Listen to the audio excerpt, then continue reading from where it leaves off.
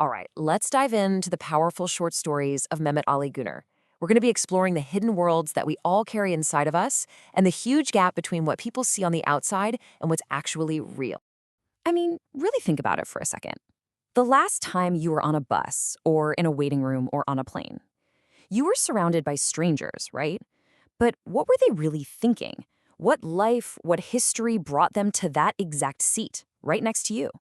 Gunnar just throws us right into this exact situation in his story Feelings. We're on a bus, and our narrator, well, he's just like us. He's an observer, watching this chaotic, everyday dance of public transport happening all around him. So on the surface, what do we see? Well, it's just stuff happening. There's a woman he thinks is being disrespectful by taking up a whole seat with her bags. There's a guy having this incredibly loud, curse-filled argument on his phone.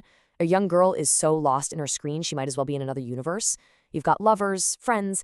It's like a snapshot of the whole country crammed into one bus. Just a bunch of disconnected, external actions.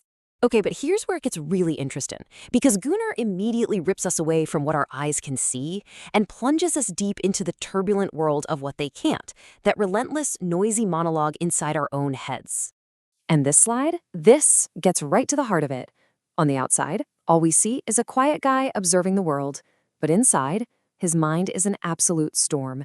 He's stressing about money, feeling ashamed about having to hunt for bargains, getting furious about the state of the country. His calm exterior is a total front. And we see this exact same thing happen again. In a story called A Normal Day, we meet another character who seems perfectly calm on the surface. He's just a man waiting for his appointment, looking at the paintings on the wall. Simple enough, right? Wrong. Inside his head, it is a completely different reality. He's basically convinced himself that to understand madness, you have to be mad yourself. So it follows the doctor he's about to see must be the most deranged person in the whole building. This is his internal logic, and it poisons everything he sees. And his mind just grabs onto these tiny, obsessive details as proof of his paranoia. A painting isn't just a painting, it has eyes, and it's watching him. A woman's high heels aren't just footsteps, they're the ticking of some giant menacing clock. He spots a tiny imperfection on another patient's fingernail. Every single detail just feeds the chaos. What looks like a quiet room is, for him, a symphony of threats. Okay, so you've got all this noise inside people's heads, but why? Where's it all coming from?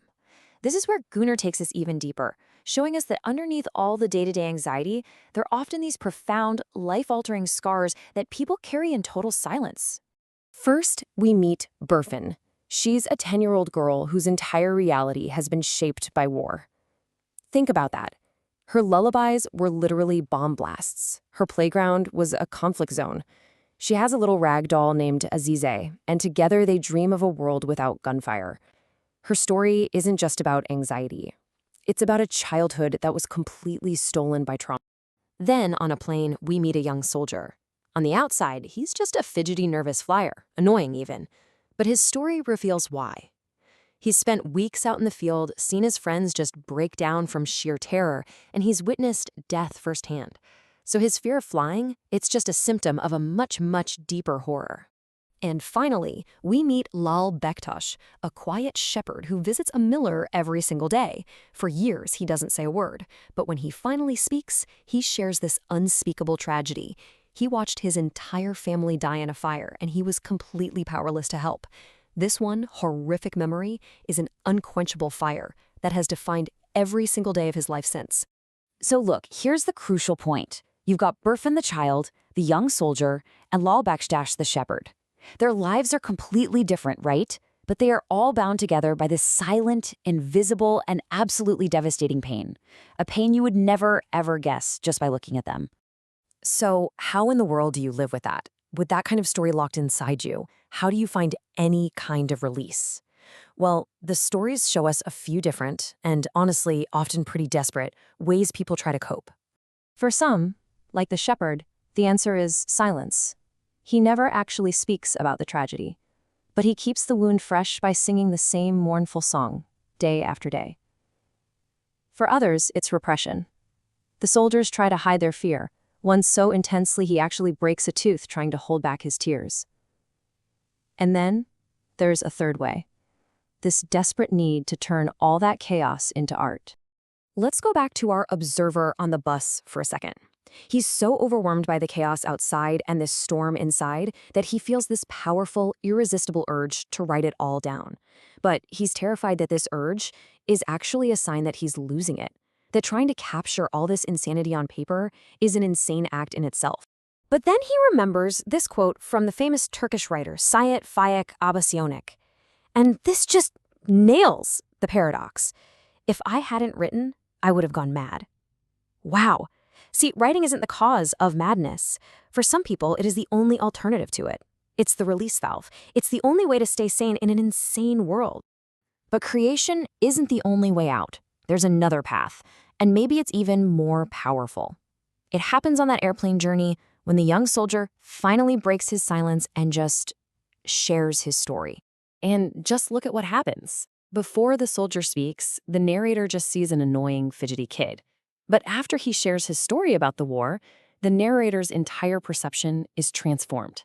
Annoyance turns into compassion, judgment turns into empathy. The simple act of sharing a story completely bridged the gap between. All right, so when you put it all together, the bus, the office, the battlefield, the airplane, what is the fundamental message that all these stories are carrying? First, it's pretty clear that what we see on the surface, it's barely anything. Second, that old saying, everyone is fighting a battle we know nothing about, yeah, it's absolutely true. Third, this kind of deep hidden pain isn't some rare exception, it's a universal part of being human. And finally, the only way to cross that huge distance between just seeing another person and truly understanding them is empathy. And that always begins with listening. The narrator on the plane has this moment of clarity. He shivers when he finally gets the difference between his own abstract idea of fear and the soldier's raw, visceral, lived-in experience of it. They're worlds apart. And the only thing that could possibly bridge that gap was the story itself. Which leaves us with one final question.